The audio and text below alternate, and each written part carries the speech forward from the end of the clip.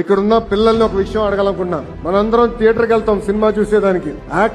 Actress వచ్చే ముందర ఒకడు వస్తారు దగ్గుతా. అతని పేరేంటి? ముఖేష్. డ్రగ్స్ సేవిస్తే ముఖేష్ కన్నా దారుణమైన పరిస్థితి మనకు వస్తుంది. డ్రగ్స్ వల్ల మన తల్లిదండ్రులు ఎక్కువ ఇబ్బంది పడతారు. నేను స్వయంగా పాదయాత్రలో చూసా. చిత్తూరు జిల్లాలో ఒక తల్లి కలిసిందినని, ఆమెకి 3 ఆడపిల్లలు.